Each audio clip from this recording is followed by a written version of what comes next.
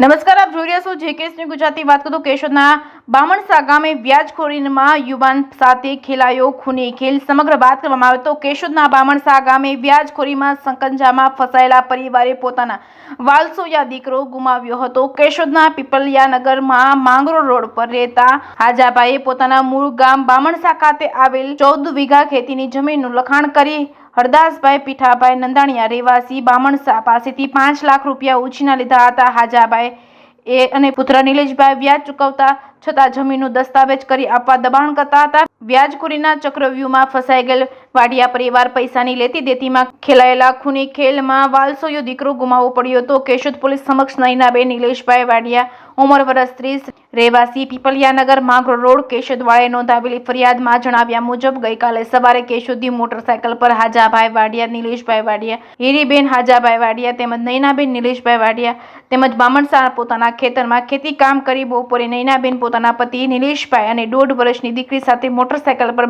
બાજુમાં આવેલ કતકપરા ગામે કાકાના ઘરે આટો મારવા જતા રસ્તામાં મહેશભાઈ હરદાસભાઈ નંદાણીયા અને દિનેશભાઈ હરદાસભાઈ નંદાણીયા બુલેટ મોટરસાયકલ પર આવી રોકીને પૈસા કેમ આપતો નથી કહીને લોખંડના પાઇપ વડે આધેધડ માર મારતા નયનાબેન નિલેશભાઈ વચ્ચે પડતા જ તેઓએ પગમાં પાઇપ મારી ઇજાગ્રસ્ત કર્યા હતા. બંને ભાઈઓએ વાતચીત કરવા પોતાના ઘરે દબાણ હેઠળ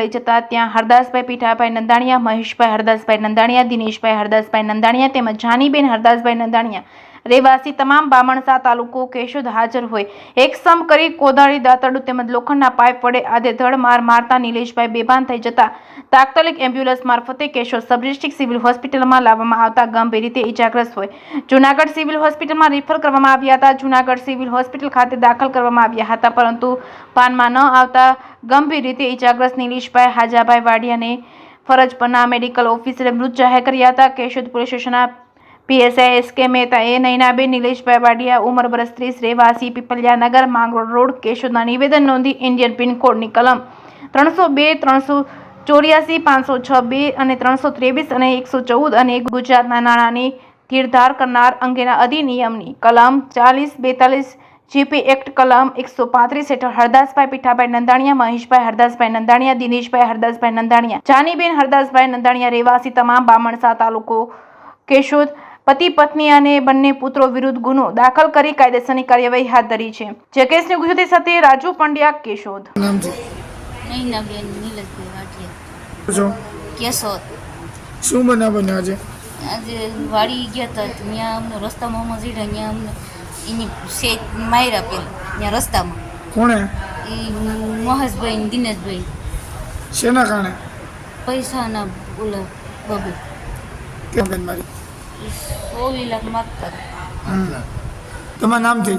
હાજાભાઈ રામભાઈ વાટિયા. બાદ બનાવમાં ભાઈ આજે કંઈ નહોતું. અમે અમારી વાડી ગયા હતા અને ત્યાં ટ્રેક્ટરનો માઢ હાલતો હતો. એટલે એ મારો દીકરો, મારા દીકરાની વહુ અને 1.5 વર્ષની દીકરી અમે ત્યાં ગયા બપોરે જમી અને પછી અમે કેશોદ આવતા રહ્યા. અમે કેશોદ રહી અને દીકરો, વહુ અને છોકરી 1.5 વર્ષની એ ત્રણેય અમારો ઝીણકો ભાઈ છે ત્યાં કતક પરે જતા હતા. એટલે કતક પરે જતા હતા એટલે બામણા સાથે જાય એટલે બામણા સાથે નીકળ્યા એટલે એને આને તો ખબર ન હોય. એ વાહેથી બુલેટ લઈને આવ્યા અને બામણાને હિમાડા ડારે બામણાને હિમમાં પીગ્યા. ત્યાં પર પારો પકડીને માર્યો, બાઈને મારી, એને મારી. પછી એક ગાડી લઈ લે મારે ઘેર તું આવી તે થાય, તારે પડકારો એ નાખવો નહીં, બાઈને એ માર્યો. પછી ત્યાંથી મારા દીકરાને ત્યાં સાધારણ મારી લઈ છે એટલે ગાડી ઘેર પૂગી ગઈ. એને પોતાને ઘેર પૂગી ગાડી અને દીકરી મારી દીકરાને વહુને બેને નોકરા રૂમમાં પૂરી અને બાઈને ઓછી મારી, દીકરીને ફરિયામાં ઘા કરી દીધી 1.5 વર્ષની અને મારા દીકરાનું પૂરું કરી નાખ્યું. હાથ પગ બધી ભાંગી નાખ્યું. કોણ છે? મારા મહેશ હરદા નંદાણીયા બામણાસા ઘેર અને દિનેશ હરદા નંદાણીયા, હરદા પીઠા અને હરદા પીઠાની બાઈ 4 જણા મારવામાં ઘેરે અને રોડ ઉપર 2 જણા મારવામાં, મહેશ હરદા અને દિનેશ હરદા અને ઘેરે જઈને એને મા બાપ 2 અને 4 જણા એ માર્યા. આની પહેલાં 5 લાખ રૂપિયા મેં લીધા હતા 4 વર્ષ પહેલાં. એટલે પછી પાછા 5 લાખ રૂપિયાનું વ્યાજ દર મહિને દેતા જતા. પછી કીધું કે તું નોટરી કરી દે. એટલે મારી બાઈને દબાવી, તાર દીકરાને જીવતો રાખવું હોય તો સહી કરી, એટલે સહી કરાવી, નોટરી કરી ખાલી 300 રૂપિયા ઓલા ઉપર. અને પછી એમાં એને 10 મહિને પાછા દર મહિને વ્યાજ દેતા દેતા 10 મહિને પાછું કીધું કે હવે એને રિન્યુ કરવું, પછી પાછું 10 મહિને રિન્યુ કર્યો. 37,60,000 રૂપિયા મેં કુલ એને ભર્યા. મારી પાસે લખેલી છે, ડાયરી છે. અને તે પછી મને પાછો દબાવવા આવ્યો, એકવાર વાડી મારી ગયો, દબાવવા આવ્યો એટલે હું રાતના ઘરાટૂકો ખાઈ ગયો 2:30 વાગે 2 મહિના પહેલાં. અને તે કેળી મને દવાખાને લઈ આવ્યા અને 2 દિવસ દાખલ થયા. તે પછી સીધા આવ્યા એ કે અમારી ભૂલ થઈ ગઈ, અમારા પૈસા તમે બધા દઈ દીધા અને હું તો દારૂ પી ગયો તો એટલે આમ બોલ્યો, હવે તમને કંઈ નહીં કરીએ. અને તીકડે 1.5 મહિને અમને સેતા, અમારે કશું વાંધો નહોતો, કંઈ ખબર નહોતી. અને મારા દીકરાને માન નાખ્યો. આજે શું છે તમારા દીકરા ઉપર? આજે મારા દીકરાના આખારથી બામણા સાથે આખા રોડ જાય ત્યાં એ 2 માણસના 1.5 વર્ષની દીકરી એ મોટરસાઇકલ જતા હતા મોર, અને વાહે મારા ભાઈનો દીકરો 12 વર્ષનો ને એક 18 વર્ષનો એ બીજી ગાડી લઈને જતા હતા. એટલે ત્યાં ઊભા રાખ્યા ને ઓલાને એક ઝાપટ મારીને એના ફોન જટી લીધા ને કે પક્તિ ના થતા ને તમારે જીવતું ભાગી જાવ એટલે એને તગડી મેળ્યા. પછી એના ફોન એ નહોતો, ફોન કરે મારા દીકરાનો ફોન અહીંયા ભાંગી નાખ્યો. અને બાઇક નન બેને પછી ફોન નંબર એટલે અમારે તો કોન્ટેક્ટ ન થાય. પછી ઓલા છોકરા કલાક અડધી કલાક એ મેળ આવ્યો, પછી ફોનમાંથી ફોન કર્યો કે અમ્મી આવતા રહ્યા નાનું બેને મારી એને લઈ ગયા એને ઘેરે. હવે તમે જાઓ, પછી ફોન બધા બંધ, પછી અમારે કેમ ખબર પડે? બાકી મારવાવાળા મહેશ હળદા, દિનેશ હળદા અને હળદા પીઠા અને એની હળદા પીઠાની બાઈ, પણ પૈસા તો દઈ દીધા છે.